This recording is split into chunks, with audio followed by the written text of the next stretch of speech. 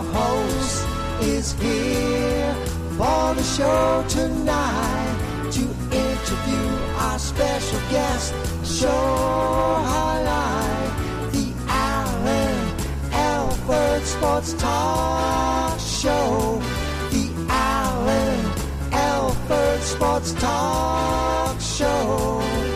Football, basketball, baseball, hockey, soccer, boxing, tennis, golf, and racing. The Alford Sports Talk Show. The Alford Sports Talk Show. Tune in for all the news and scores, reporting on the games and so much more. The Alford Sports Talk Show. The Alford Sports Talk Show. The Alford Sports Talk Show. The Alford Sports Talk Show.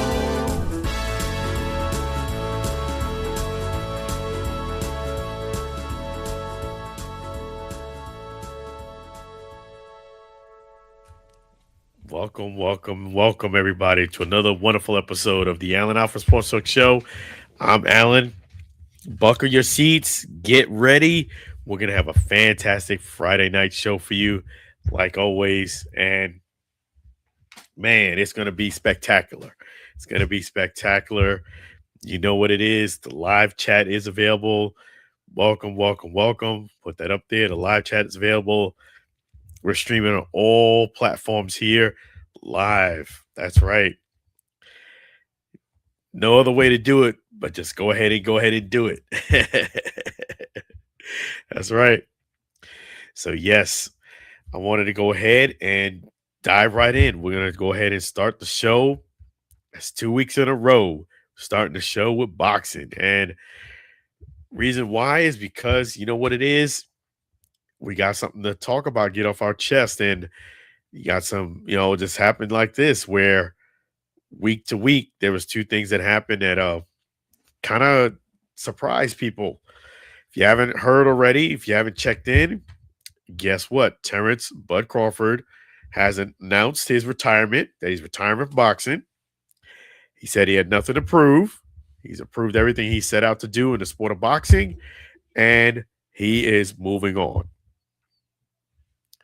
I'm calling, yeah, right. I do not believe this retirement at all. And why do I say that? Is because when my man, Terence Bud Crawford, which I mentioned a week or so back, that when he did his rant, it was nothing but, I said it, quote unquote, smoke screens and garbage. And this retirement is another smoke screen and garbage. That's what it is, folks. It is not a true retirement. Let me break this down for you, okay? What this is a ploy and a positioning ploy to get more money for the rematch with Canelo. That's what this really is, okay? That's what it is. Because if you have to beat over a sanctioning body, the WBC, which I went into all those details. You can watch the videos that I have on social media, watch on YouTube. I articulated why I feel as if Terence Bud Crawford did the WBC shady. And as one of my TikTok fans said, quote unquote, one of my TikTok fans said it, just cut to the chase. They basically said Terence Bud Crawford did a dine and dash. And to sum it up, before I go into details about this retirement, I'll say absolutely right. My fan was correct. It's a dine and dash, a short version of stating what he did. But I would even say he did something worse than a dine and dash. Because look, as a person who has great friends who have restaurants, Eggs Up Grill, and my man Chef G's Florida Barbecue Sauce, Gaston's Culinary Services, if you did a dine and dash, basically you ordered drinks, appetizers, entree, desserts, and all of this, left nothing behind, and you did a dine and dash, which is secretly looking to the left, looking to the right, make sure nobody see me. Okay, I'm gonna run on out, not say a word, not pay your bill. That right there in itself is insulting enough to the business owner, the business, and you just dissed them hard without saying any word, not paying your bill, sneaking out. I would add that Terence Crawford did a dine and dash, but he did something even worse than a dine and dash. He, again, ate up all the appetizers, the entree, drank up all the drinks, the desserts, left nothing on the plate. Didn't complain after you went to his table about 8, 9, 10, 15 times, asking, hey, do you need anything? Do you need anything? Do you need anything? Do you need anything? Yeah, everything's great. Everything's great. Yeah, I love it. Everything is fantastic. He did that. He did that about 15 times. He went to his table. Never mentioned anything, complained. Now here comes the bill. And instead of just paying the bill or doing a dine and dash, just running out, he gets up, makes sure he looks around so that everybody's looking at him and says, well, I'm not going to pay my bill because I don't like that person that has that dye here. I don't like that person there. I don't like your service. I don't like this. And I don't like that. I don't like the curtains and I don't like this. And I'm not going to pay my bill. I'm just going to walk on out of here. You're like, geez, I'd have preferred you just did a dine and dash. That was insulting enough. You're going to insult the business and not pay the bill? Come on now. That's what Terence Crawford did. He did a dine and dash, but he did something worse than a dine and dash to the WBC.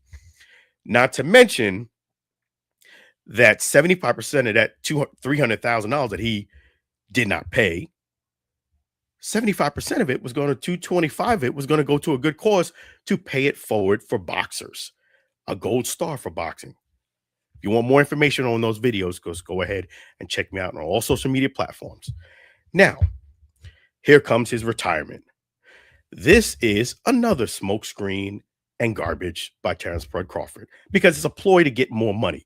Now, there are some difficulties with him doing a rematch with Canelo. Let me break that down a little bit for you. Since he did stiff the WBC not once, but twice, let me be clear. He didn't do it just with Canelo. With the other fight that he did not pay, Israel Madrimov did the research even before coming on to the show. He didn't pay that sanction fee, which is about $100,000, as well as the $300,000 for Canelo. So he did it. He stiffed him twice, did a dine and dash, and insulted him twice.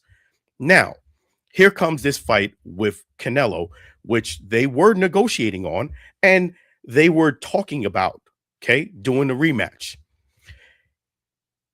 Crawford would have problems doing a rematch because first and foremost, number one, it wouldn't be for undisputed because Crawford doesn't hold the WBC belt anymore. He lost the belt because he stiffed him on that $300,000 and $100,000. But in terms of what they took the belt for immediately was because of $300,000 that he refused to pay. So if you're Canelo, you're not even rematching him for the same terms you did in fight one, which allegedly Terence Crawford made $50 million for. So if you just go ahead and fight him and you're Canelo, you're not going to even fight for an undisputed fight.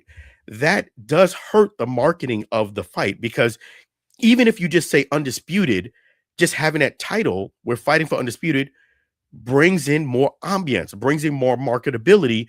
Even if you're, casual fan, a big time fan, or what have you, it brings in more luster. That is you undisputed. Well, that's no longer on the table because Terence Crawford stiffed the bill.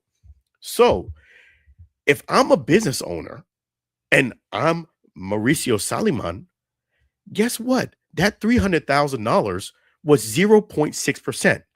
The typical fee is 3%. 3% of a fight that allegedly made $50 million, which is Terence Crawford's portion of it, allegedly, is $1.5 million. So if I'm the WBC, you stiffed me not once, you stiffed me twice. And if you want to do a rematch with Canelo, guess what? I'm going to play hardball. If I'm the WBC, I'm not going to give you a break of 0.6% instead of my typical 3% fee. I'm going to tell you, you have to pay the 3% fee, plus you have to pay the fee of the other 2 fights you stiffed me on. That's what I would say if I'm the WBC. Why would I give you a break of 0.6% when you stiff me on that and you stiff me twice? So that would that would create a problem for Terence to get a rematch for Canelo, because now you have to pay what you've been stiffing somebody for. And if I'm the WBC, I wouldn't give you a break. I wouldn't give you a break. Why would I? You didn't pay the 0.6%. At least if you pay, let's say you try to say, hey, I'll give you some part of it, it'll probably be more than $300,000. But anyway, so it would have a problem doing the rematch because it wouldn't be undisputed. That's off the table. So Canelo wouldn't even get the same terms he had before. Money aside, it wouldn't be undisputed. It'd be something else. Maybe 2, it'd be 3 of the belts, and you'd have to fight somebody else to get the 4th one, whoever that is. But yes, so that is one of the issues. The other issue is with the Canelo rematch is Crawford beat Canelo so soundly that the most of people who are watching it wouldn't be as interested to see a rematch because they know pretty much what the outcome more than likely will be. Yes, do I think Canelo would have a chance? He would have a somewhat of a chance, but I think if Crawford came in focus, he didn't let his guard down, he took it seriously, he did all the research that he did the first fight and beyond, which I don't think he would do anything different. Yes, I do think Canelo would lose again, but I do think that the man deserves a rematch. Being Canelo, he has that right. He wants to fight him again. He should have that opportunity, and he should have that opportunity for undisputed. So the reason why I bring this up is because if you are doing a rematch, nice that you're joining us here, Mickey. Always a pleasure. Always a great pleasure to have you here. If you're doing a rematch and you are and Crawford, if you're Canelo, you're not going to fight for undisputed. You would have some challenges with selling and marketing a fight because, people who know about boxing would probably say, I don't really need to watch it because I know the outcome. Now, it has been reported, allegedly, that Crawford wanted to get a payday around $100 million, allegedly, for a rematch for Canelo. Now, when I was talking about the fight, when we were talking about Crawford and his dine and dash plus extra, I would say, I was even saying in that point that he would get an increase, but I wasn't thinking double.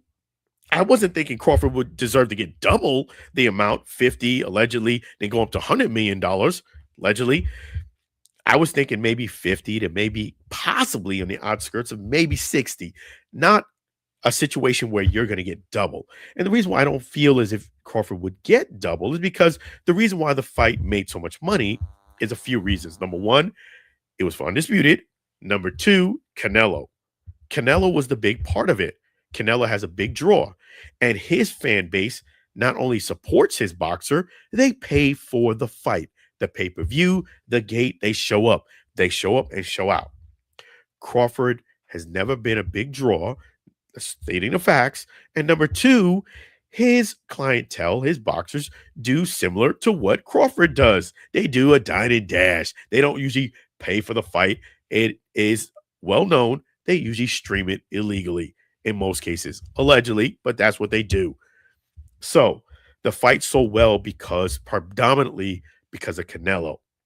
So to ask for $100 million payday to rematch him, to me, is absurd. And it goes part and parcel to what Crawford has been like since he got his big payday. The head has gotten big. I'm above everybody else. The reason why he announced his retirement is really just a ploy to strong arm the people who he's negotiating with to give him a much bigger payday of around allegedly $100 million. This is not a retirement, folks. This is about money and positioning and ego. That's what this is about. You will find out in due time what will happen.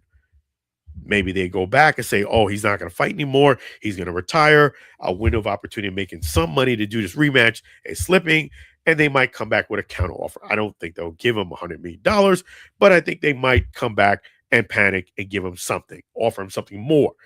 This is not a true retirement. I broke down what Terence Bud Crawford said in that rant.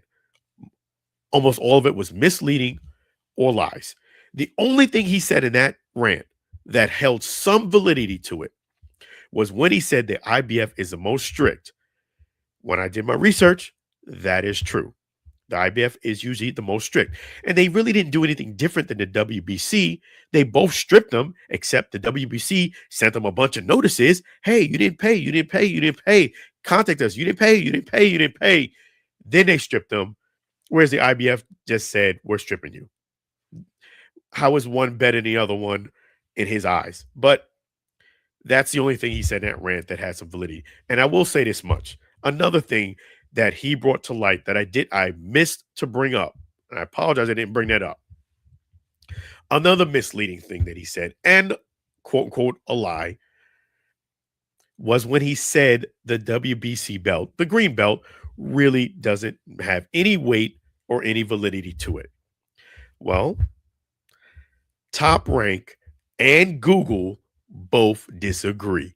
They both said, when I did the research, you can look it up yourself, of all the belts, the belt that most fans and fighters put as the most prestigious one was that WBC green belt. The one that he's crapping on is the one that they said, Google and Top Rank, that the fans and fighters say it's the most prestigious of them all. Folks, Terence Bud Crawford was telling you a bunch of lies, smoke screen and garbage, and he's doing that right now with this garbage retirement. This was, I'm trying to get more money, so I'm going to announce his retirement so I can strong arm you to pay me more. And again, if I was a WBC, you have to pay that $100K, you have to pay that $300K, and you have to give me my 3% fee with no cap. The reason, what I did say is when I did the research, the only sanctioned body that does have no cap is the WBC. 3% fee of around $50 million, allegedly, is $1.5 million. They went and decided to give them a break of 0.6%. I would not give them a break at all. If I was WBC, why would I? You stiffed me $100K, you stiffed me $300K, and you insulted me. So I do think there are some roadblocks to a rematch. And again, he would have to deal with the WBC in order to include it to be undisputed like it was before. And if it's not undisputed, I think for sure, in a marketability standpoint, it's going to hurt the marketability of the fight. Even if you say it's undisputed, just to having that title, think you're selling a fight, I think helps out the sales. When you don't have that on the table, it affects the sales. Just that word, undisputed. So if I was Terence Bud Crawford, I would work something out with the WBC and stop being so greedy. Okay, you're not going to get $100 million for a fight. Be realistic, asking a range of 50 to 60, and go from there. When I said he was going to get a pay increase, I did say he was going to get some, but I didn't say double. But, you know, sometimes when the people's head gets big, when they get money, that's what it is. But yeah, this is a fake retirement. This is a fake retirement. It's not really real. And this kind of goes into what we're going to talk about more. And that is Jake Paul has a fight tonight. He has a fight tonight with Anthony Joshua. Now, I think Jake Paul does have somewhat of a chance in this fight. I don't think he is definitely, I would give him the favorite. It's a big size difference. You're dealing with a true heavyweight and a more skilled and more advanced boxer. You're looking at somebody who's a vet, who has a lot of ring experience against Jake Paul. But I definitely do think if Jake Paul makes this a very, very good competitive fight, he already wins, whether he gets knocked down. I agree with Antonio Tarver, his take. whether he gets knocked down or he hangs around some rounds, does some good work, and it doesn't work out that he gets a win, I think it's a win anyway for him. The only way I think it doesn't come across as a win is if it's a annihilation by Anthony Joshua. And I don't see that happening, actually. I don't see Anthony Joshua annihilating Jake Paul in this fight. I really don't. I think it will be a fight where Jake Paul will have some moments, but I don't think ultimately he wins this fight. It's my prediction. I think the best thing he can happen is that he gets a draw. And that's what I think will more than likely happen. So I don't think Jake Paul wins this fight. But one thing I did want to say about Jake Paul, one of the media outlets, not mentioning who, they mentioned about Jake Paul not being good for the boxing, not being good for boxing. And I'm going to give you my take on this. I 1000% disagree with that take. Okay, Jake Paul is not your traditional boxer. Let's just be real. He's not, but that's not necessarily a bad thing. Jake Paul started as a YouTuber, got into the boxing game, and then fast forward is now he's fighting Anthony Joshua. I absolutely do think Jake Paul is very good for boxing. Let me break that down for you. I just explained to you how Terence Crawford, who, let me just say this, Terence Bud Crawford to me is today's GOAT. Today's GOAT as far as boxing is concerned. No doubt about it. However, I do think Terence Bud Crawford has absolutely zero integrity. He lost my moral compass with those bull jive rant. This goes to show you just making one bad rant on social media can ruin your reputation. And that's what happened with Terence Bud Crawford. He told a bunch of lies, misinformation, and I lost all respect for him as a man, actually, and a boxer. I definitely think he's a GOAT, no doubt about it. But you told a bunch of lies and misinformation, and you ruined your rep as far as I'm concerned. And yes, you do owe the WBC money, and you did take away from the Mauricio Saliman Fund, which you should have contributed to help boxers pay forward. Having said that, why is Jake Paul any different or worse than Terence Bud Crawford? Terence Bud Crawford now is setting up an agenda for a boxer to come up in the game and say, oh, yeah, it's okay for you to stiff paying your sanctioning fees. Terence Bud Crawford did it. Well, sanctioning fees has been around, guess what, folks, since the 1920s, 1930s. You look at the history of boxing. It's been around that long. What makes my man so different than everybody else? So, having said that, Jake Paul is not doing anything worse to me than somebody who's supposed to be your GOAT in this sport did when he did that rant. First of all, Jake Paul has given opportunity to Amanda Serrano. Big time opportunities to her. Not only that, he's given big time opportunity to Sydney Thomas. She is now, if you go to an NBA game, she's sitting courtside, and if I'm the one with a camera, I'm definitely trying to get her on camera to show people she's there because she has become an overnight celebrity. That's what it is because of Jake Paul doing that fight. Amanda Serrano. You take Jake Paul aside for a second from tonight's fight. All of the undercards are going to get a nice payday. Okay? Not only that, Jake Paul, to me, is a legit boxer. He is not just a YouTuber. He came up as a YouTuber, but my man's a content creator, entrepreneur, boxer, ambassador of boxing. He does all these things. And sorry, but boxing to me is not the way it used to be back in the 90s. It doesn't have that same pizzazz like it used to. It has some boxing, some foolishness mixed with WWE, WWF stuff. Meaning guys just jump in the ring now when the guy's giving a speech, doing an interview, and say, I want to fight this guy. It's chaotic. Even the face-offs have become it's not like it used to be. It used to be like there used to be a level of respect. There is no level of respect now. It is a big time. I would say there's some professional boxing in there, but the majority of it is a circus. So I don't even feel like Jake Paul is in that category at all. So I think he's absolutely good for boxing. He brings fans to, he brings fans in. Hey, all the boxers want to fight him. There's a reason. There's a reason why they want to fight Jake Paul. Okay. The thing is, if you're a beginner and you try to learn boxing in a gym and you want to fight Jake Paul, to me, as a beginner, you wouldn't beat him. You wouldn't beat him. Just like if you're a beginner golfer, you wouldn't usually beat somebody unless he had the worst day of their career. That's somebody who's intermediate or pretty good. You just wouldn't beat him as a beginner golfer. Same thing in boxing.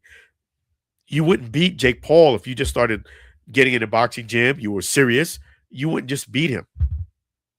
Even tonight, I don't think Anthony Joshua would just blow past him.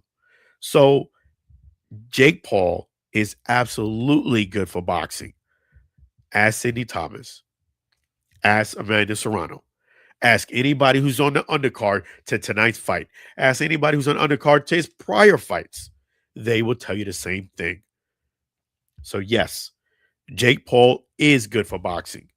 And your GOAT showed that he had no moral compass whatsoever. Let's stiff the WBC, not pay a fund where 75% of it, $300,000.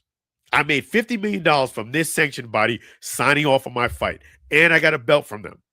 But instead of paying them the $300,000 that I agreed to before the fight that helped me get $50 million, allegedly, I'm going to stiff them, not pay them for the other fight that I had with, Mizardov. I'm not going to pay them for that. And then I want to do a Canelo rematch, and I want you to give me the same deal you had before. And, forget about the fact that I stiffed you twice. Come on, man. That to me is worse. Putting down a belt, a green belt, which, again, according to Top Rank and according to Google, is the most prestigious, is the green belt, the one he was crapping on.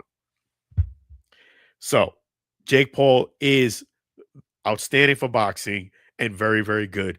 There's nothing I don't see that he's doing anything that is really so bad about boxing. I respect the fact that he's got a hustle.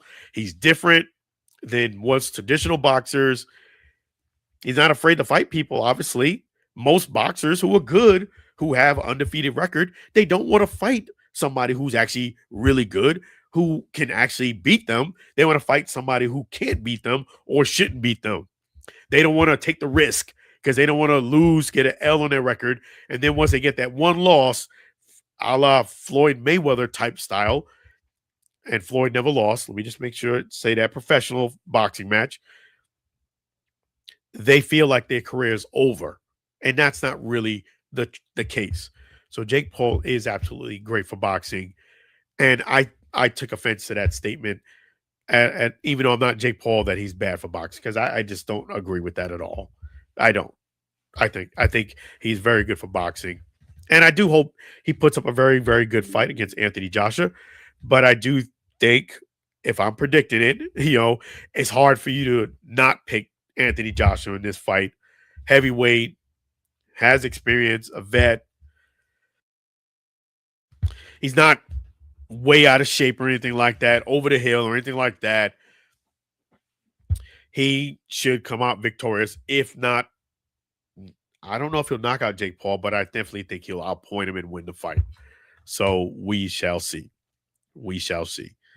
But Jake Paul, keep doing what you're doing. Keep moving the boxing arena forward. I think I got no qualms about what Jake Paul is doing. I don't see why he's not appropriate for the boxing arena. There's other boxers who I feel are less ethical, let's call it like that, and who do a lot worse for the boxing arena than Jake Paul. We put you like that. There's a lot of foolishness in boxing, unfortunately, and I don't think Jake Paul is nowhere near the worst of them. He brings the fans to the seats. That's what boxing needs.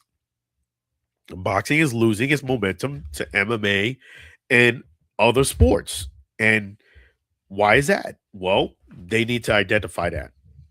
And Jake Paul, keep doing what you're doing. And yes, those people that he helped out, Amanda Serrano, Sidney Thomas, any boxers, if they want to come on the Allen Alford Sports Talk Show and give their opinion, I don't think they would disagree with me. But they are open to come here and discuss it themselves. Jake Paul is absolutely good for boxing. No doubt about it. So we're going to go ahead and switch gears here a bit. Props to Mickey Delaney, my man doing big things. Mickey Delaney. Definitely, he's doing big things there. And he's the man. Let me go ahead. Yes. And make sure I do address some of these things here. Okay. Yes. Let's switch gears and talk a little bit about the UFL. Man, oh man. I let me put this up here. I thought I saw it all when it came to some of the changes and the things that are going on in the UFL. I really did. I thought that we saw everything, the new teams that's coming out, and we've seen all the changes. Boy, we have not even scratched the surface, and boy, was I wrong. The changes that are happening in the UFL are radical. I mean, they are just all right. So let's recap a little bit, shall we? You have 3 new teams: Columbus, Louisville, and okay, so, I got to pull this up here because it's like sometimes it confuses you. Okay, let me bring this right up here. Okay. Yes. And we had teams that changed their names. Okay. So it is when they say revamp, there is a revamp. Orlando Storm. Okay. I don't know why that one slipped my mind. But yes, now the Renegades are playing in Dallas. Dallas Renegades. You have the DC Defenders the same. Birmingham Stallions the same. Columbus Aviators, new team. They changed the name to the Houston Gamblers. Louisville Kings, that's a new team. Orlando Storm, a new team. St. Louis Battlehawks. So when they made those changes, we thought, hey, this is pretty much going to be the major changes. Nope. Push forward a month or so later, it's definitely a coach's carousel. I mean, we get new coaches in here. You didn't see that one coming. So let's start from the Stallions. Coach Skip Holtz did say it is his statement that he is not returning in the 2026 season to coach the Stallions. But interesting enough, with Mr. Coach Holtz is that he said he's not retiring. He's not retiring. That's something to keep in mind for a moment. Columbus Aviators, they got former player Ted Ginn Jr., Dallas Renegades. Coach Stoops said he's retiring. Definitely props to Coach Stoops. I am going to miss his weekly press conferences. I learned a lot about, football, the league, the team, just by doing a weekly press conference with Coach Stoops. Major props to him and congratulations on retirement. And then we have the DC Defenders. Coach Barlow did say he's coming back. Move on. Houston Gamblers. Nope. Coach is moving on. Louisville Kings. Don't know yet. Orlando Storm. Don't know yet. And St. Louis Battlehawks. We have Anthony Beck, who is returning. So, with the coaches that left and the ones that are coming in, okay, and I did forget to mention that AJ McCarron is going to be taking over the Stallions. So congratulations to AJ McCarron on his hire of the head coach. And that's the thing that really trips me out. Like, you kind of like at this juncture don't know what the league is doing or what their mindset is at this point because you have two former players who, you know, let's call it for what it is, don't have head coaching experience. And I'm not hating on that. It's just that is a radical change when you go from a Skip Holtz, 4-time champion, to a coach who doesn't have head coaching experience. Doesn't matter who it is, who the name is. It's a radical change. Okay. And those changes are, you know, kind of like, wow, like they're head scratching changes. And what I surmise that I think is happening here with the coaches who are still have an interest to coach, example, Holtz did retire, but does want to coach, but doesn't want to come back to coach Stallions. You know, we have Coach Stoops who did retire. And then you look at it, Houston Gamblers said no, not returning. I just think it's what is happening here. It's that this is what they do in corporate America when they don't really want you to come back.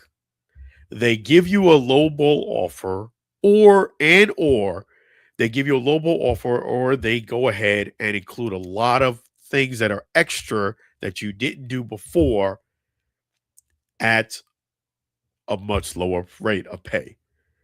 And the reason why they offer you a lower rate of pay and why they add on these other requirements or take away things that you used to have is because, in a nutshell, they don't want you to accept the offer, and they more than likely know 9 times out of 10 you're not going to accept the offer because they really don't want you to accept the offer. But it nonetheless is an offer. So you can't technically go out and say, well, they didn't even give me an offer. You can't technically say that because they did give you an offer. It just wasn't nowhere near as attractive as it was before and what you were getting before. And I feel like that, unfortunately, is what I feel like is happening here with some of the coaches. They are either not getting an opportunity to come back, or they are getting an opportunity to come back, which I feel as if they are getting an opportunity to come back, but there's so many restrictions, so many new changes, and the pay is not what it used to be. And that's why I decided to move on. And these changes are radical. I mean, you don't have, the VP is not going to be there. Darryl Johnston, new coaches. So, and then you look at it as from a fan standpoint, from what I'm gathering from reading what the people are saying, is that they're dumbfounded just like I am. They're like, what is going on? What is this? What is this league? What are you saying? What are you doing? Like, okay, what is the thought process between getting all these new coaches without real coaching experience? Are you saying that if somebody is a player, they can jump in and coach, and that's another opportunity this league is going to provide? Or is that just for now, just to, get by? There was somebody, I'm not going to mention name, who said, hey, just give you an example. They said that AJ McCarron has less experience than they do. They at least coached 6 years in ages 6 to 12. So that is giving you an example of some of the things that people are saying. It just head scratching. I don't know how else to put it, but it is something that I'm like, hey, just when you thought you saw it all, what direction is the league going at this point? What are you saying when you're hiring these new coaches that obviously don't have the type of experience? I mean, there's a big difference in experience between Stoops and AJ McCarron, Ted Ginn. And it's not hating on them. It's eye-opening. Like, wow, okay. And we've had player coaches in the XFL, Rod Woodson, so we've done that. And we've had my guy, Coach Buckley. So I'm not saying it's all bad, but because this seemed like the trend, what statement or what is it that the league is trying to say that they're looking for at this point? Young guys who have no experience to get in there and start learning on the job. I'm just curious to know. And I think the fans are curious to know too. And also, what other changes might be on the horizon?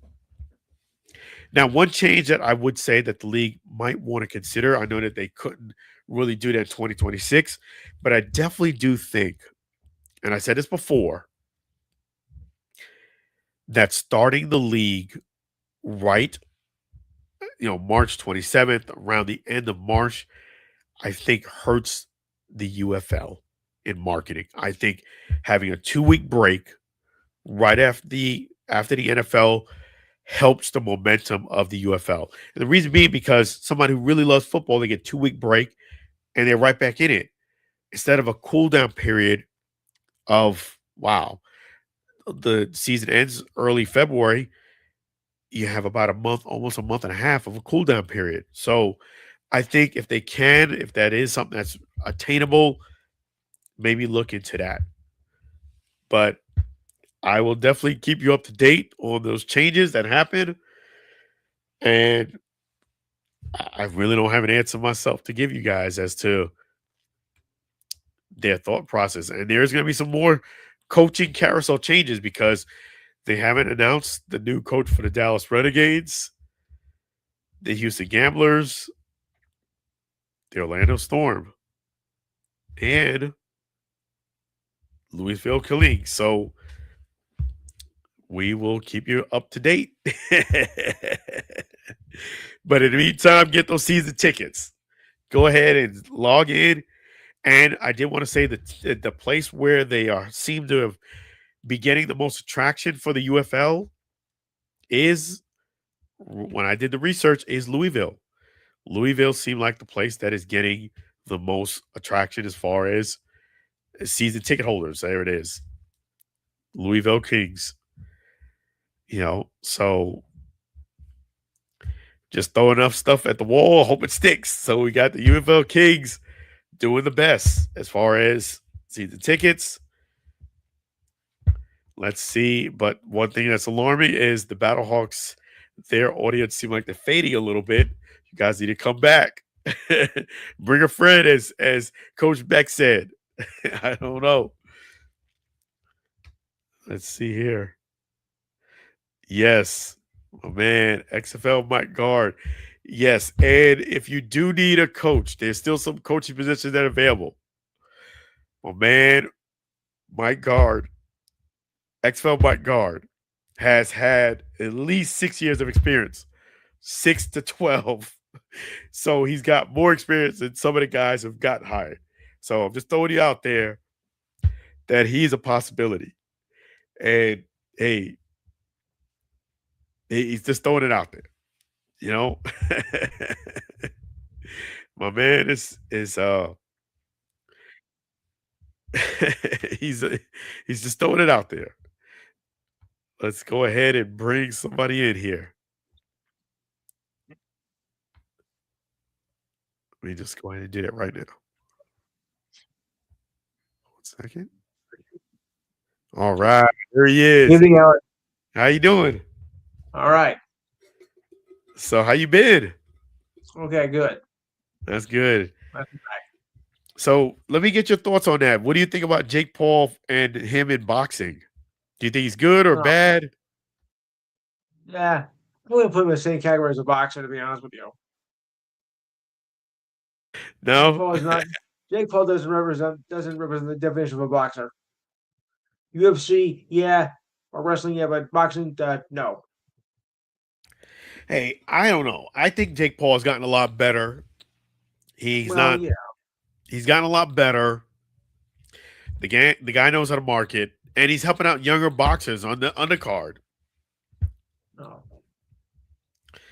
But I don't know if he'll win tonight's fight against Anthony Joshua. I don't. I doubt it. Oh, forget it. Joshua will beat the pants off him. Forget it. But I definitely do think he could still win some fans if he puts up a very good fight. I definitely do think that. Like if you lose respectively and really well, if you're Jake Paul, I think your stock still rises. Maybe. I mean, it's like you're trying to compare, just say like, this with Rocky Balboa and Apollo Creed. He won the respect after he stuck it for so long. So I don't know if he does. Okay, maybe, but still, there's gonna be no rematch. Ain't gonna be no rematch. Yes. Yes, I'm So, that old. what are your thoughts on the NFL? Like, as far as now that teams are starting to shape postseason, what are your thoughts there? Absolutely. I mean, come on, we're coming out the last 3 weeks of the season. You gotta get your act together now. I did like how um well, when Seattle was down, instead of going for one to tie the game up, which you only had 3 minutes, you went for it. You went for the guts and the glory to go for two. That I like, because your job is to win in that situation, not try to go for a tie. You go for a win. I don't care if you're on the road or not. This is a time of year where you gotta get your act together, because if you don't win, it's like it might cost you. So you went for the guts, and I like it. What a game! Yeah. Yeah. They were down 16 points going in the fourth quarter. Like, well, I thought it was going to be a better game. The Rams were going to just run away with it, but no. The tables turned in the fourth quarter. Seattle hold its own, and they came away with a win in dramatic fashion. Great game. One of the best games of the year. Yeah, I agree. I think the NFL, you're going to start seeing a shift now more towards the UFL type style where you'll see a lot more twos going, a lot of teams going more for twos than you see point afters. And I agree. I've You noticed only that. have 10 minutes now, and it's not like you don't want the game to end in a tie. You might as well just go for the gusto and try to win You because it's going better. to end in a tie anyway if you don't do it. That's right. That 10 minutes Which goes by was quick. which was a mistake with Green Bay and Dallas back in week 4. Exactly. Like, Not in it, fact that ended in a tie. That's not the problem. It's how it was done. I mean, you had a sure shot to win it, and you just blew it. yeah, I agree. And I You should saw have went for a fourth down. You should have went for a fourth down. you can't be conservative. I think if you're trying to win in overtime, you can't be conservative. You Not with have 10 to, minutes only on the clock. No, with 10 minutes on the clock, that makes a difference. You got to go for the gusto because if you you better. if you kind of hang around, the game will end in a tie, and before you know it, that's it. So I agree. You have to go for the win. I think they could pick out a few pages, learn a few things from the UFL because you start seeing twos a lot more frequently now, and I think that's going to be the norm. Nothing wrong with that. I totally agree with it. Yeah, I agree. Go for the win, and big props to Go the for the win. Seahawks. Big props to them. I mean, for them, I was about to turn the game off, and I thought it was almost over, I think we all did. and they got a score. I said, "All right, not so fast, not so fast," and they hung in there. And when they tied the game, I knew they were going to win the game. I knew it. You did. I knew when they forced the overtime, I was like, they're going to win this game because it seemed like things are going their way. And that 2-point conversion, Yeah. I mean, I just thought that the Rams are going to win it, though. I thought they were going to learn from it, like hold on to it. But no, I guess you were right. yeah, I picked the Rams to win the game at the beginning of the game, but they never gave the Seahawks that kind of like that knockout blow. And No, when you let a team hang around, you don't give them a knockout blow. Yeah, I feel like they can get up off the deck and knock you out. And that's what happened. just like Mama said, she's going to knock you out. That's right. I've been around a while, guys. I'm not that young as you think I am. I may No, look he's young, but not. I'm not that young. See what we got here. James Griffin, love your UFL takes. They're realistic and balanced. Yeah, Yeah. Yeah, I don't know what the league is only doing. 98 days to go before the season starts. It's a carousel there. I don't know what they're doing over there. I mean, I'm definitely gonna Yeah. be covering the UFL. Still a fan of the league, but it's some head scratching moves that you're like, I definitely need to ask him what is the thought process behind these changes. Yeah. I So appreciate you, UFL James. survived another year. Wow. Yes. Something like that. So, what are your thoughts about the UFL? Hey, there's no last another year, but here we are going to year 3 in this version. How do you like that? They got funding. They got plenty Yeah, of funding. They they obviously they got do. funding. And with the NFL backing them now, I think it makes a difference. Yep. But you Because know of what? the, I see the NFL is starting to take little bits and little bits and little bits of right. the UFL. unlike its predecessor with the UFL, which like because they were like I don't know, I would say the rival of the NFL, but they weren't on exactly the same page either. Yeah, because you're starting to see the 2 point conversion a lot more. We've never seen the 2 point conversion as much in the NFL. Now it's starting to become more and more norm. And also, the kickoff, that's UFL, and you got some of the kick and the Rams kicker, the thicker kicker. That's Yeah, from the the Stallions.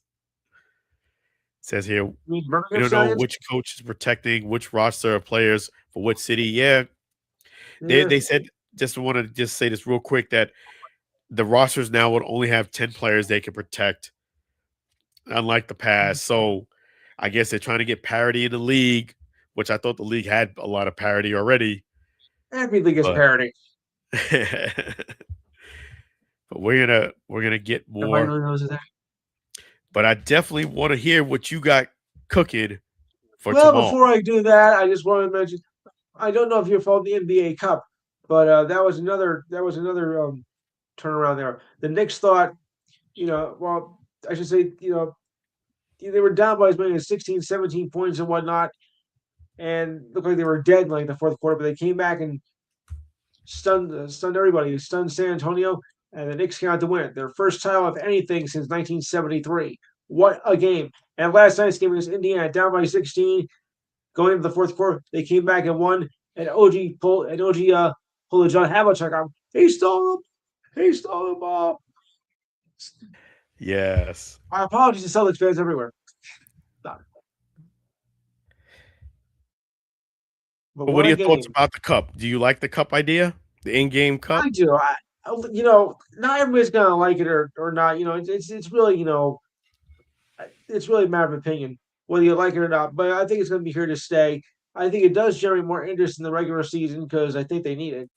I mean, is it perfect? No, of course not. But then again, what system is? So either love it or hate it, or in between.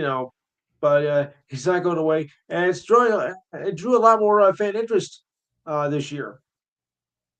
Oh, okay, that's good. I'm glad you mentioned that, because to me, I just thought it was ridiculous to have an in-season tournament. But if it does bring in more fans and interest, I think that's a good thing for the NBA. I think they need it to The get some of the WNBA fans does it, back. the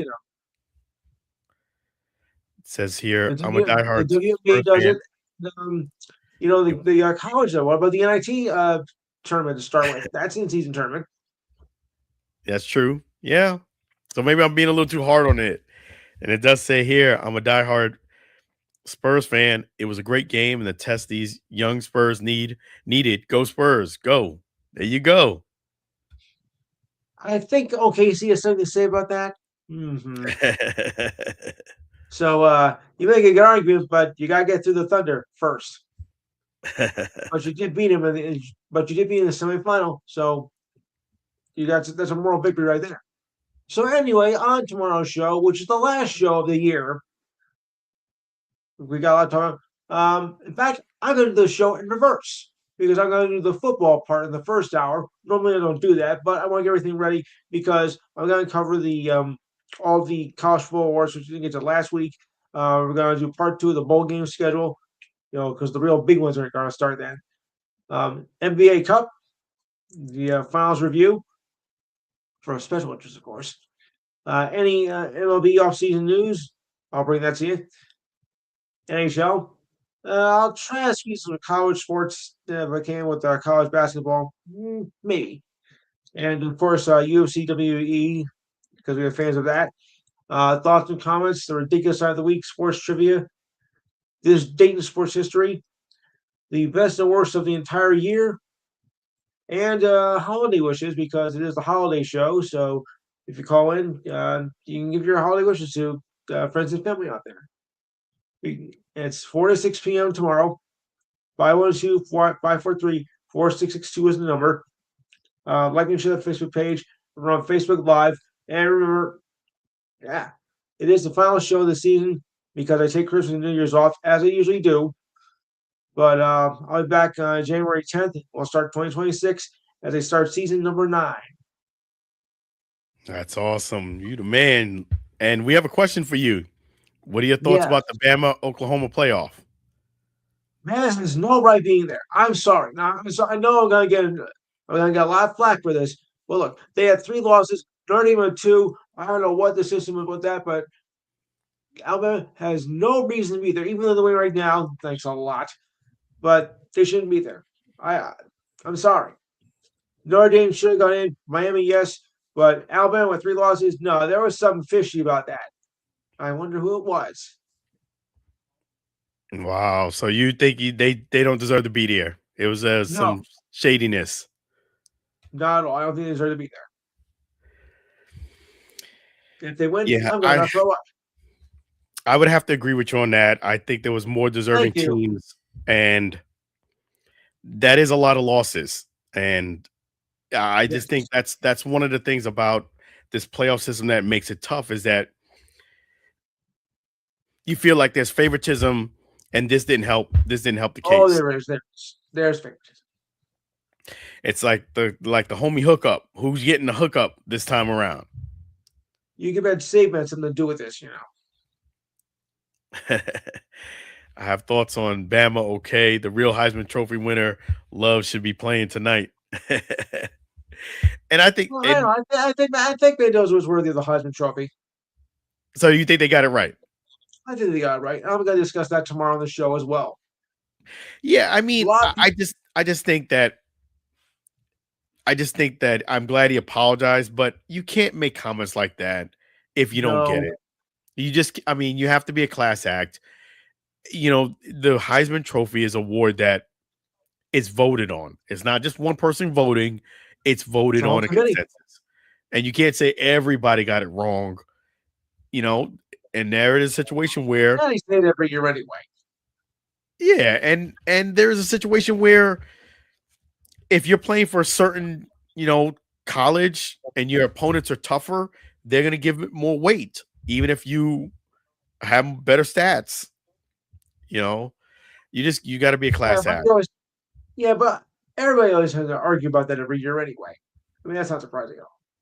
Yeah, I mean, it stinks not getting it, but I don't think you should let your life.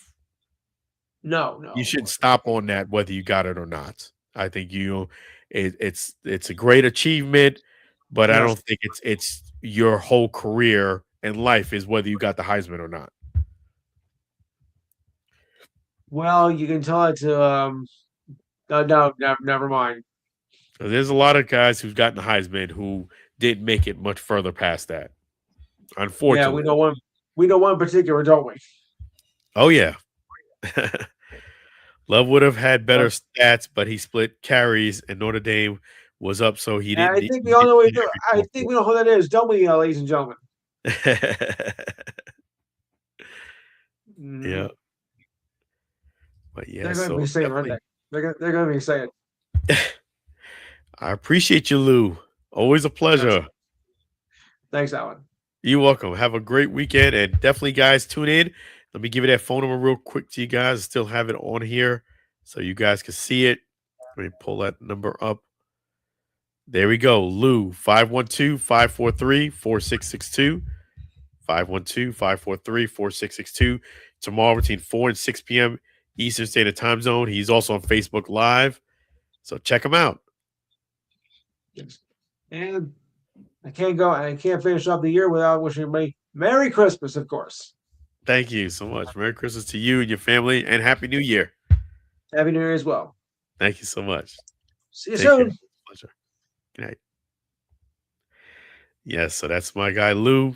The Enhanced Sports Show between 4 and 6 tomorrow. That's the Eastern Standard Time Zone. The phone number 512-543-4662.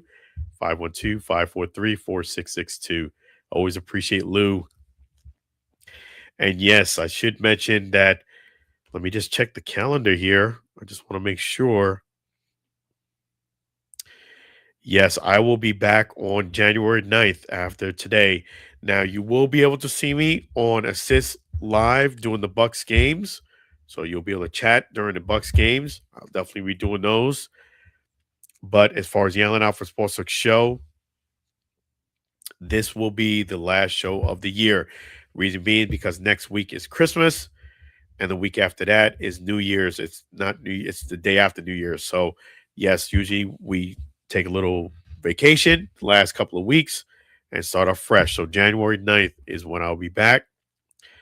So just keep that a note on that. But you also will not only catch me on the Bucs games, you also will catch me on Let's Talk Sports Thursday, 12 o'clock noon, Eastern Standard Time Zone, 3 o'clock Pacific Time Zone. So I'll be doing that show as well as I'll be the co-host with Rudy Reyes. So it's Rudy Reyes is the host. I'm the co-host on Let's Talk Sports Thursdays. That time might change, but we'll see. For now, that's when it is. Thursdays, 12 o'clock Eastern Time, 3 o'clock Pacific Time. So those things you should be just take a note of those. And yes, and with the NFL, we're going to talk some NFL news there. I definitely do think the Bucs, because of the fact that they lost, being the Panthers last weekend, I do think the Bucs will make the playoffs. Because of that loss, that was a big loss for the Panthers. I do see the Bucs making the playoffs. I definitely do think they'll win either this week against the Panthers, but I definitely do think they win at least 2 out of the last 3. They played the Panthers twice, and they played the Dolphins. I definitely do see the Bucs winning at least 2 out of 3 and making it. So definitely the Bucs, I feel confident will make the playoffs, especially being that they had a tough loss. I think a lot of people said some certain things, and I think they got it off their chest. I think they're going to be even stronger now. So yes, I definitely see the Bucs making the playoffs. What they can do better as far as the Bucs, they can start playing better defense. Number one, get better pressure to the quarterback. Don't do all the blitzes like you did before. Just you have to get some type of more pressure. And on the back end, the passing game, you got to get more pass breakups. And it wouldn't hurt if you pick off a ball here and there. It almost seemed like we just tackle guys back there. That's it. But pass breakups and interceptions. And I think if they do that, they'll be just fine. Get more pressure on the quarterback, too. Let me go ahead and give you the predictions for this week. All right. So the Rams or Seahawks, I did have the Rams winning. They get that one wrong. Eagles versus Commanders, I have the Eagles winning. Packers versus the Bears, I have the Packers winning. Chargers and Cowboys, I do have the Chargers winning that game. Vikings and Giants, I got the Vikings winning. Let me just take a look here. Yep. Bengals and Dolphins, I have the Bengals winning. Bucs and the Panthers, I have the Bucs winning. Jets and the Saints.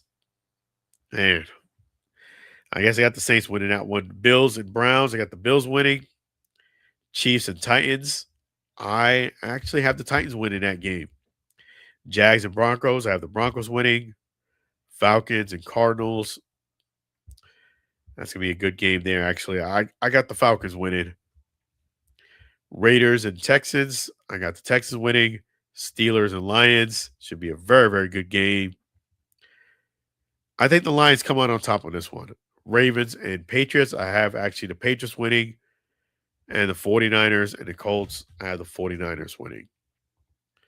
So that is the predictions of the week. It's going to be fantastic. So, yes, definitely appreciate you guys tuning in to the Allen Alford Sports Talk Show for 2025. I really got to thank you guys because you made these opportunities possible. Definitely appreciate your support. Appreciate you guys chiming in, your likes, your comments. It really definitely tremendously means a lot to us. So really appreciate that.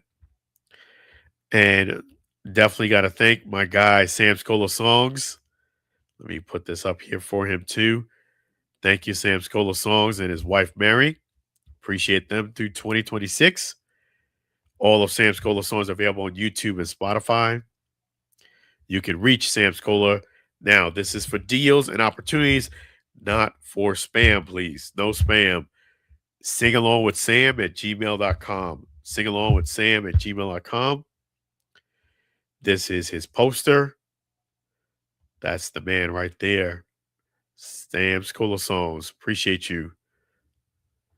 So, yes, sing along with Sam at gmail.com. And again, those songs are all available on YouTube and Spotify. Yes, indeed. Appreciate you, Sam's Cola Songs. So, yes, appreciate you guys, man. It's been a outstanding 2025. It's going to be phenomenal, fantastic, and exceptional 2026. Big things are happening. We have the assist live on assist. Definitely don't forget about that for the Bucs games. Get a chance to see me calling the games live. You have definitely the Let's Talk Sports and the other coverage, UFL, and much, much more. So definitely I'm excited to bring you guys along with this journey. So definitely on behalf of the Alford Sports Talk Show, I really appreciate you all. Thank you so much. Thank you for the chats here.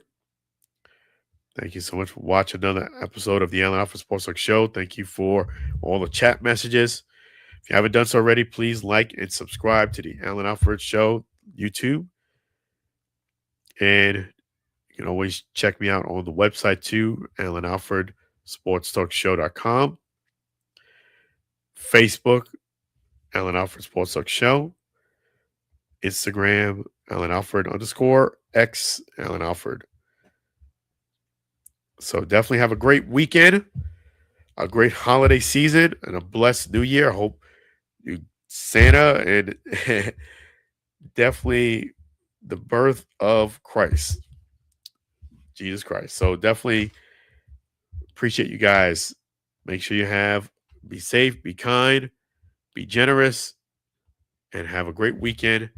Take care of yourself. Happy holidays, happy new year. Bring it in responsibly. Take care and be well. I'll see you January 9th. Take care for now.